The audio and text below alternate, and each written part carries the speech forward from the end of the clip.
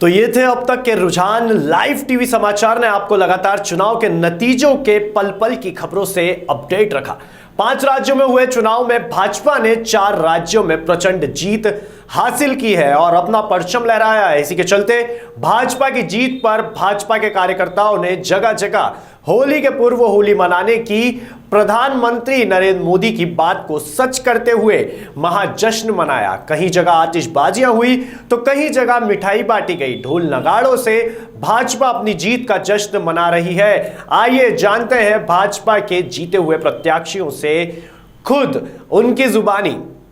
ये आशीर्वाद अपने गौरव विधानसभा की महान जनता को और अपने कार्यकर्ताओं की ये जीत है और योगी मोदी जी के कामों की ये जीत है, क्योंकि जो विकास के नाम पर पूरे उत्तर प्रदेश में जो गति पकड़ी है इसके नाम ये बड़ी जीत है। विधायक जी, ऐसे बहुत से ऐसे काम होंगे जो आपके पाइपलाइन होंगे जो किन्हीं कारणों से नहीं हो पाए होंगे, आप उनको कैसे प्राथमिकता देंगे अगले आगामी 5 वर्ष में? जो भी काम अभी अधूरे होंगे उन कामों को हम लोग पूरा करने का काम करेंगे और लगभग बहुत काम हो गए, काम चलता रहता है। फिर जो भी प्राथमिकताएं होंगी कार्यकर्ताओं के बीच में बैठ के तय किया जाएगा। वो कार्यकर्ता किन मेन कामों को आप प्राथमिकता देंगे अपने क्षेत्र में?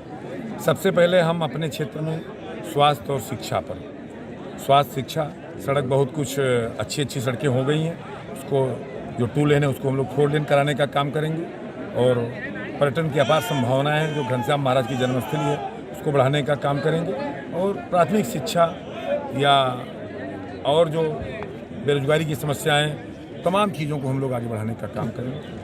टफ लड़ाई नहीं थी, लड़ाई पहले से ही ये डिक्लेयर था कि वहाँ भारतीय जनता पार्टी का परचम लहराएगा और आज वो दिन आया है कि फिर से भारतीय जनता पार्टी का परचम महनौन विधानसभा में लहराया है।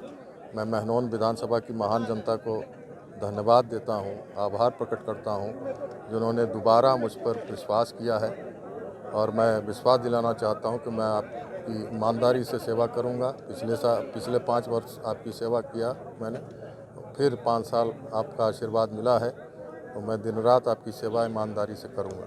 क्या लगता है विधायक जी, क्या मुद्दे थे जो परचम लहराने में आपको? अब परचम लहराने जैसे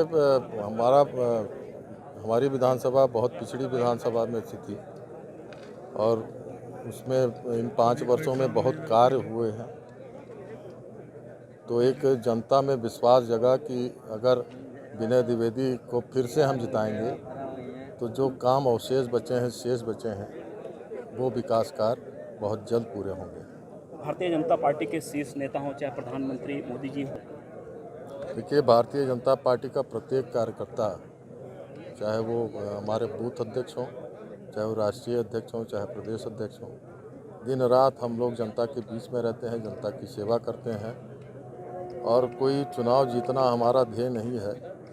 हमारा ध्येय है कि अपने माँ भारती को परम वैभव तक कैसे पहुँचाएँ। तो निश्चित रूप से इसमें जनता का आशीर्वाद हमको 2014 से लगातार चौथी बार मिल रहा है प्रदेश में, तो बहुत बड़ी बात है और इसी तरह जनता का आशीर्वाद मिलता रहे और हमारा प्रदेश, हमारा भारत देश लगातार आगे बढ़ता रहे। बहुत बहुत धन्यवाद। जीत भी मिली है, प्रचंड बहुमत मिला है, क्या महसूस कर रहे हैं आप? अब प्रचंड बहुमत तो जनता का, उत्तर प्रदेश की जनता ने भारतीय जनता पार्टी पर फिर विश्वास किया है। 34 वर्ष के बाद कोई सरकार रिपीट की है तो बहुत बड़ी बात है। तो हमारे भारतीय जनता पार्टी के लिए बहुत खुशी की बात है कि जनता ने लगातार दूसरी बार हमको सेवा करने का अवसर दिया। धन्यवाद। एक हॉट सीट मानी जाती थी आपकी कर्नलगंज विधानसभा की, उस पर आपने परचम लहराया है और इतनी भारी मतों से जीता है। क्या मानते हैं जीत की वजह, किसको श्रेय देना चाहते हैं? जीत की वजह कर्नलगंज की जनता को, देवतुल्य भारतीय जनता पार्टी के कार्यकर्ताओं को और अपने शीर्ष नेतृत्व को, भारतीय जनता पार्टी के शीर्ष नेतृत्व। क्या है किस तरीके जिस तरीके से लोगों ने, कर्नलगंज के लोगों ने आपका साथ दिया है, क्या मानते हैं कुछ क्या वजह रही है, आपकी क्या खासी या खूबी रही है जो इतनी बड़ी जीत मिली है, जिसकी कहीं ना कहीं जो है उम्मीद से ऊपर लोग मानते हैं? ये हमारे भारतीय जनता पार्टी कार्यकर्ताओं की जीत है जो लगातार 1 साल से काम कर रहे थे और जो दिशा निर्देश पार्टी का हुआ, कार्यकर्ताओं का, उस पर हम भी चलते रहे। लोगों ने मत दे दिया, अब आप क्या करें? सबका साथ, सबका विकास, सबका विश्वास। लोगों की उम्मीदों पर खरे उतरेंगे, आप रहेंगे? हाँ, परमानेंट उनको मिलेंगे। ठीक। जो सिस्टम को प्यार करते हैं कि अच्छे से नियम कानून से, नियम धर्म कर्म से पूरा समाज चले, ऐसे लोगों ने बहुत बड़ी मात्रा में पूरे उत्तर प्रदेश को, ये भाजपा सरकार को बहुमत दिया है। ये यहाँ की पब्लिक को श्रेय जाता है और जैसा योगी और मोदी जी जैसा चाहते हैं वैसा गोंडा में काम होगा, ये मैं आपके माध्यम से पूरे लोगों को मैं विश्वास दिलाना चाहता हूँ। क्षेत्र के लिए आपकी क्या प्राथमिकता रहेंगी? हम प्राथमिकता हमारी कि हमारी इकॉनमी, गोंडा की इकॉनमी को अच्छा किया जाए और गोंडा जैसे चल रहा था कि दंगा मुक्त था, हमारे यहाँ बहुत अच्छी व्यवस्था, इंफ्रास्ट्रक्चर पे अच्छे से काम हो रहा था, हम इसकी रफ्तार बढ़ाएंगे और इसको हम एक अंजाम तक पहुँचाएंगे। सर, विपक्ष द्वारा ईवीएम है, कौन सा विपक्ष? सपा द्वारा कहा कोई गया विपक्ष नहीं है, वो जाएं, देखो कहीं बैठ के रो रहे होंगे ईवीएम लेके, हमको नहीं मानते उनको।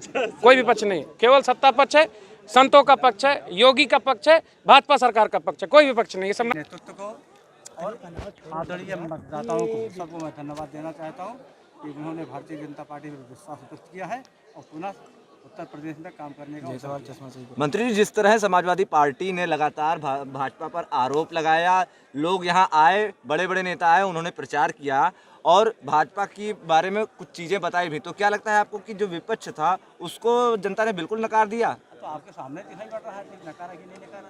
आखिर क्या चूक रह गई इस विपक्ष से? विपक्ष के पास जो जाने क्या चीज़ रहेगी वो जानते हैं। उनको ये आत्ममंथन करना चाहिए कि लोकतंत्र में सबको वोट मांगने का अधिकार है, सबको सरकार बनाने का अधिकार है। जिस तरह उनको भी उसी ढंग से मांगना चाहिए। अखिलेश यादव जिस तरह ये कह रहे थे बार बार मुख्यमंत्री योगी आदित्यनाथ के बारे में, तो ये क्या रही भावना जैसी मंत्री जी, मुख्यमंत्री कौन बनेगा? अब विपक्ष में क्या आरोप लगाए? भारतीय जनता पार्टी का कार्यकर्ता मुख्यमंत्री बनेगा। भारतीय जनता पार्टी की सरकार आई है, अध्यक्ष जी। और फिलहाल के लिए इतना ही। तमाम जानकारी के लिए, तमाम अपडेट के लिए बने रहिए हमारे साथ लाइव टीवी समाचार के साथ।